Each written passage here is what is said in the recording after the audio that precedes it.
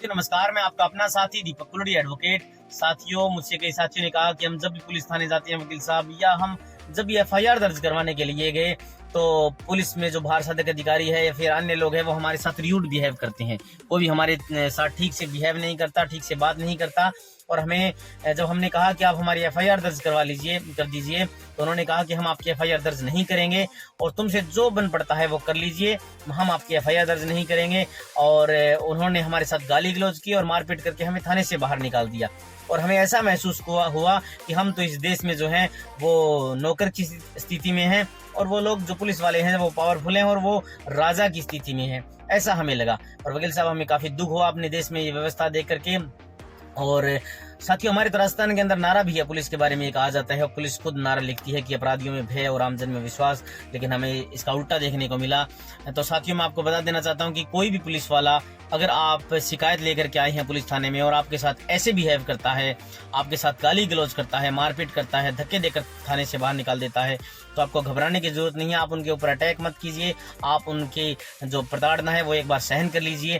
उसके बाद में दोस्तों आप क्या करेंगे, आप उनके उच्च अधिकारियों को शिकायत करेंगे, विजिलेंस डिपार्टमेंट में शिकायत करेंगे।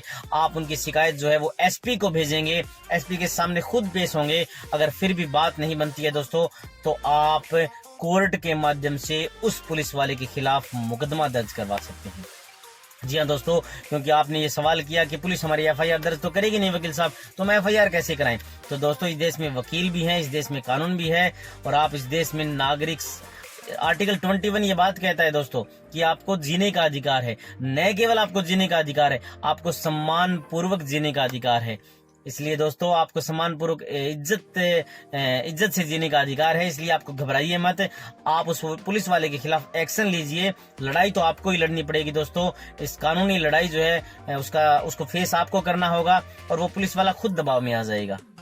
दोस्तों, अगर आपका कोर्ट के माध्यम से वकील हायर करके मुकदमा दर्ज कराएंगे पुलिस वाले के खिलाफ जिसने गलत बिहेव किया है, गाली गलौज की है, तो वो पुलिस वाला खुद आपके पास चल करके आएगा, आपसे माफी मांगेगा कि आप इस मामले में राजीनामा कर लीजिए। लेकिन दोस्तों, ऐसे लोगों को सबक सिखाना जरूरी है। कोई भी पुलिस वाला जनता से ऊपर नहीं है। जनता की सेवा के लिए उसे वर्दी मिली है, उसका काम है कि वो अपनी कर्तव्य की ड्यूटी करे। अगर वो अपने ठीक से काम नहीं करता है, अगर आपके साथ गाली गलौज उसने की है, मारपीट की है, तो उसके ऊपर आईपीसी की धारा 323, आईपीसी की धारा 166A के तहत मुकदमा दर्ज किया जा सकता है। क्योंकि दोस्तों, कोई भी पुलिस वाला अगर अपने आप को राजा समझने लग गया और जब प्रजा को जो है नौकर समझने लग गया, तो इस देश में जो कानून जो है उसका कोई औचित्य नहीं रहा, कोई मतलब नहीं रहा।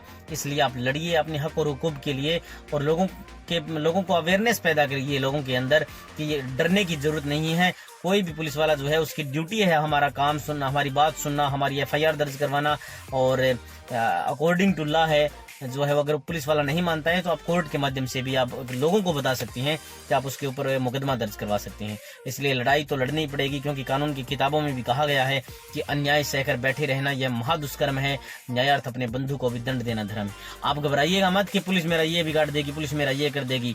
जो प्रताड़ना दोस्तों, लड़िए, बोलना सीखिए और उसका जो दुष्परिणाम हो उसको झेलिए। लेकिन जब गेम आपके पाले में हो तो दोस्तों, आप बिल्कुल निश्चित रूप से राजीनामा मत करिए। ऐसे लोगों को सबक सिखाना जरूरी है। कोई भी पुलिस का अधीनस्थ कर्मचारी या फिर कोई भी कर्मचारी आपके अधिकारों का हनन नहीं कर सकता। देश के अंदर ये कानून है, ज्यादती नहीं करेगा। ऐसी को डरने की बात नहीं है कि पुलिस मेरा ये बिगाड़ देगी, वो कर देगी, ऐसा कुछ नहीं होगा।